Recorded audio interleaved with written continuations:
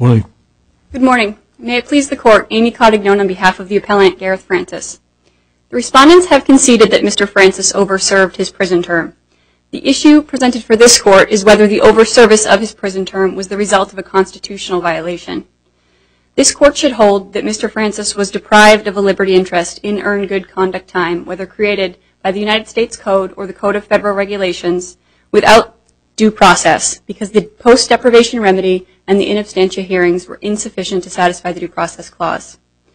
Mr. Francis had a liberty interest in his earned good conduct time, which was created by the United States Code.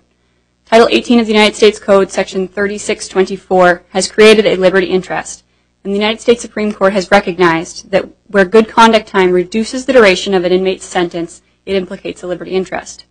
Here, like the statute in Wolf v. McDonnell, Section 3624 mandates that an inmate shall be released on the date of the expiration of the prisoner's term of imprisonment, less any time credited for earned good conduct time. The statute provides that an inmate may receive up to 54 days credit, and the Bureau of Prisons has codified a regulation, 28 of the Code of Federal Regulations 523.20, which states that the Bureau will award 54 days of credit for each year served. The Bureau of Prisons has implemented this statute to say that the inmate will accrue 54 days of credit per year. In practice, at the outset of an inmate's sentence, the inmate is given an anticipated earned good conduct time release date, and the Bureau of Prisons has said that when an inmate starts his sentence, he will receive 54 days of credit for each full year served. Counsel, could you explain to me exactly what it is you want? As I understand it, your client was let out earlier than the full sentence, but not by enough. So he got a partial remedy in terms of some of the good faith credit was restored at a time when he could still use it.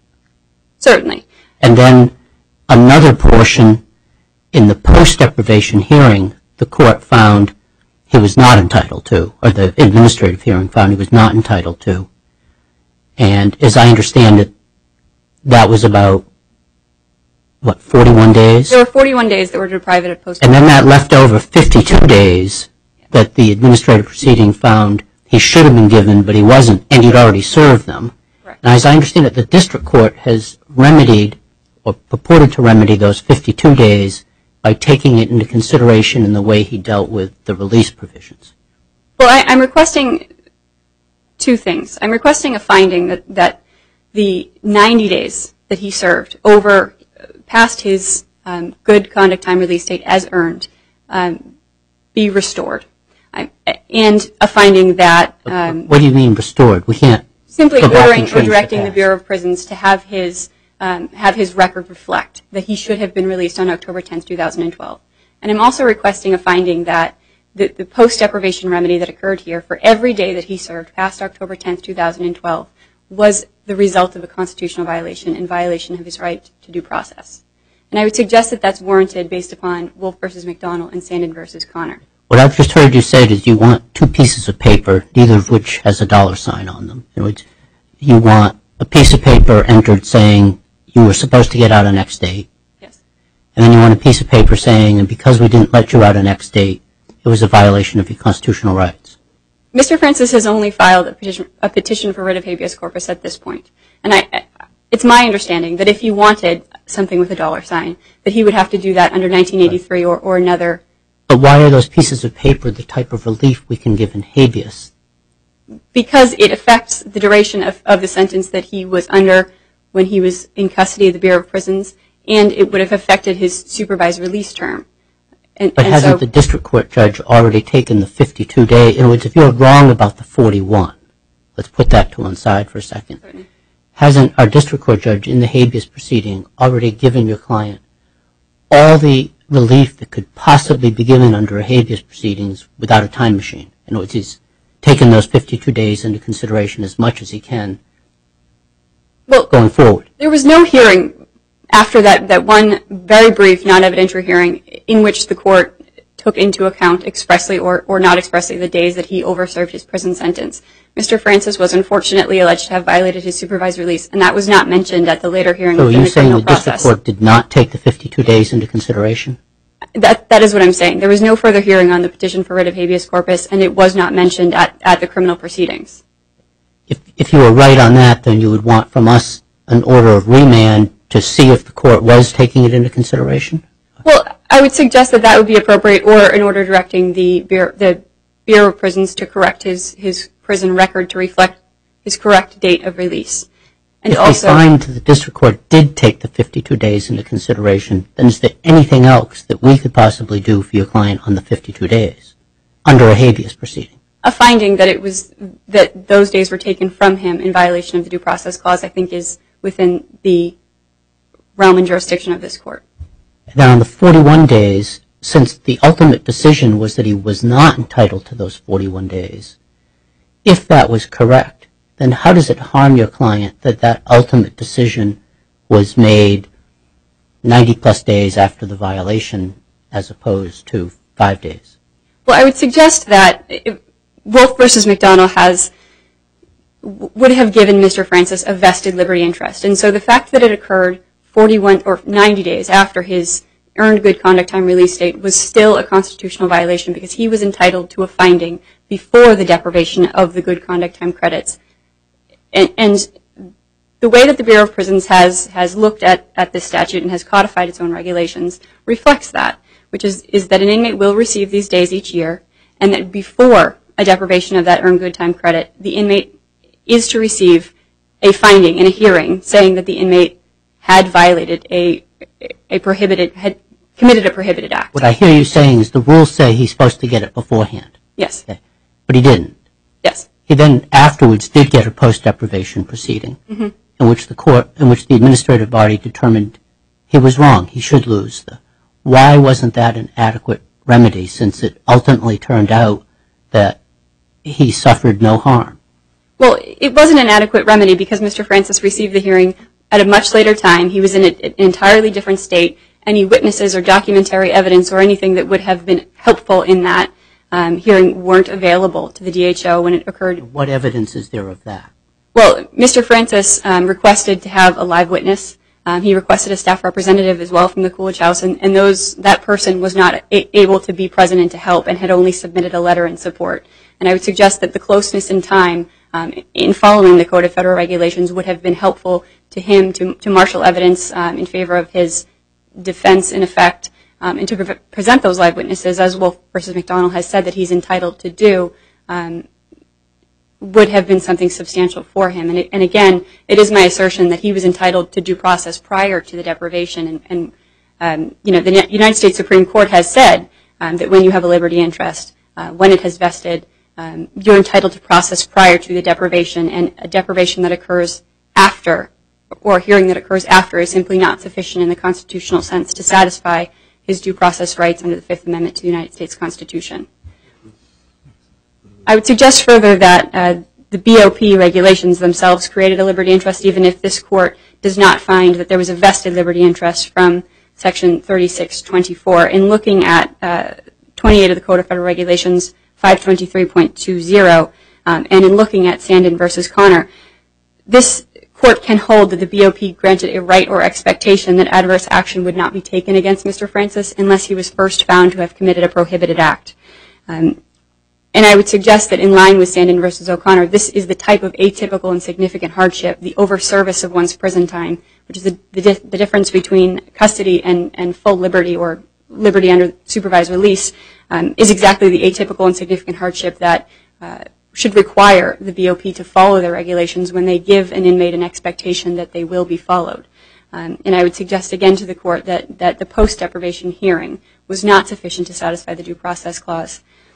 I would request that the court, again, order the Bureau of Prisons to correct his record to reflect that he was to be released on October 10, 2012, and to find that the failure to release him on that date, where he did have an earned good conduct time liberty interest, where he did receive in absentia hearings and post-deprivation remedies, that those were insufficient to satisfy the Due Process Clause, and that the respondents did violate his due process rights. If the court doesn't have any additional questions, I would rest on my brief. Thank you. Thank you.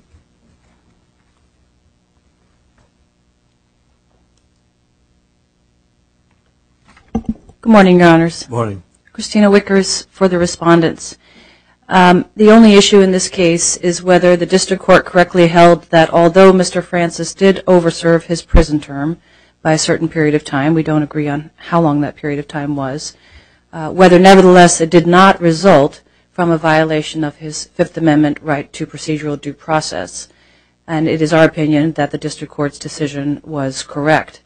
Mr. Francis was entitled to three things under the Fifth Amendment to satisfy procedural due process: advance written notice of the charges, an opportunity to present witnesses and evidence consistent with correctional needs, and a written decision supported by some evidence in the record. All three of those things were met here, and therefore there was no Fifth Amendment violation.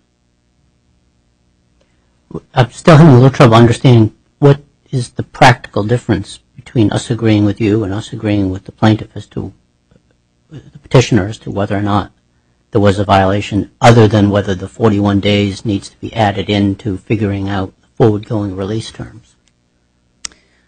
I've never really understood what it is that the petitioner is seeking. The district court correctly interpreted Mr. Francis's request really as a motion to amend the terms of his supervised release.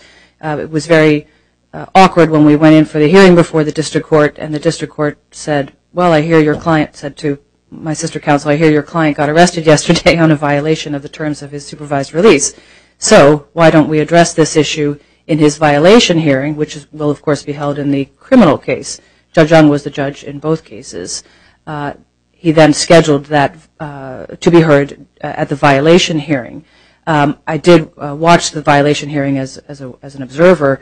I don't recall whether my sister counsel mentioned the 52 days or not, but that was certainly Mr. Francis's issue to raise at that time.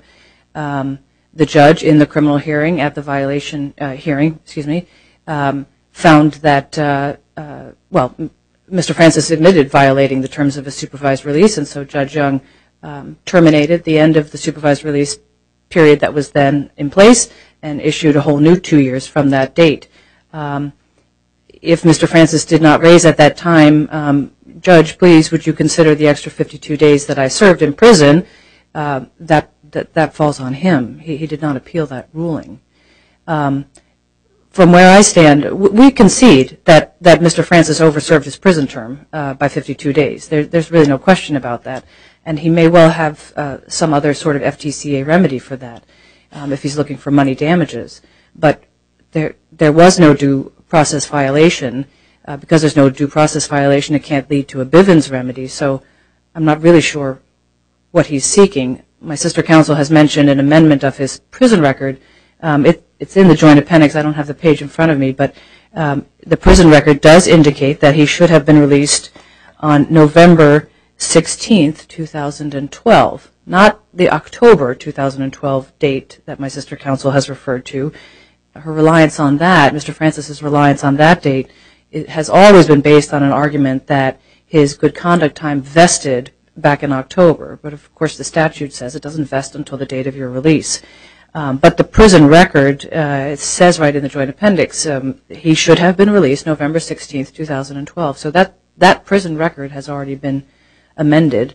So there's no dispute from our point of view that he did overserve 52 days. If we hold that the administrative proceeding can be held later, after the time is already run, and that there's no violation if it turns out the credits are lost, are we in effect blessing a situation where the prison can just unilaterally, without hearing, extend the time, take away the credits, and then only reinstitute them at a time where there's no real remedy? No, I don't think so, Judge Chiara, because here the whole reason that there was what Mr. Francis refers to as a post-deprivation remedy, although I don't agree with that term, was that he was not in BOP custody when it was time to do the disciplinary hearing. We don't dispute he had a liberty interest in any loss of good conduct time. We don't dispute he was entitled to a disciplinary hearing. But when it was time for the disciplinary hearing, he was not in our custody. He was in transit and in the custody of the U.S. Marshals Service between Coolidge House and the next secure BOP facility that he'd go to. What are we to do? We tried. We contacted the facility where the marshals were holding him, which was the Plymouth County House of Corrections, and said we'd like to do a telephone hearing with this gentleman for his disciplinary hearing, and they said no. What are we to do? We have no choice but to do. We can't just dismiss the disciplinary charges. That would be rewarding him for the initial disciplinary violation that led to his removal from Coolidge House. So we hold an in absentia hearing. We did that with the knowledge that, and then there was a decision based on that went up to the disciplinary hearing officer at FMC Devens, Mr. Amico, who didn't agree with one of them but agreed with the others, and they did that in accordance with the BOP regulations and in accordance with the knowledge that when Mr. Francis would return to secure BOP custody, he would be entitled under both Supreme Court precedent and the BOP regulations to an in-person hearing, and that was held. BOP regulations say it should ordinarily be the in-person hearing within 60 days following your return to secure custody. I believe it was 66 days here, but it's not like BOP was sitting on its hands once Mr. Francis returned to secure custody on November 1, 2012. First, they got the paperwork together on the 4 remaining charges on which in absentia hearings had been held to get to Mr. Francis so he could see what had happened and what he was charged with and so on. Then he was entitled to disciplinary hearing committee, DHC, hearings, or I forget if it was the UCC or DHC, the committee hearings that are equivalent to the CDC hearings at the Coolidge House that he was entitled to at McKean. Then the DHO who was going to hold the in-person hearing, Mr. Schneider, contacted the witness that Mr. Francis wanted to have, Andy LeClaire from Coolidge House, found that he was unavailable, obtained a written statement from him, I believe on January 3rd, and then the hearing was held, I believe it was January 7th. The very day of the in-person hearing, Mr. Francis was released. So it was an unfortunate set of circumstances, but really nobody's fault. It was in accordance with the regulations. There's no evidence here, getting more to your point, Judge Chiata, of sort of evil motive or intentionally extending the process much longer than it should have been.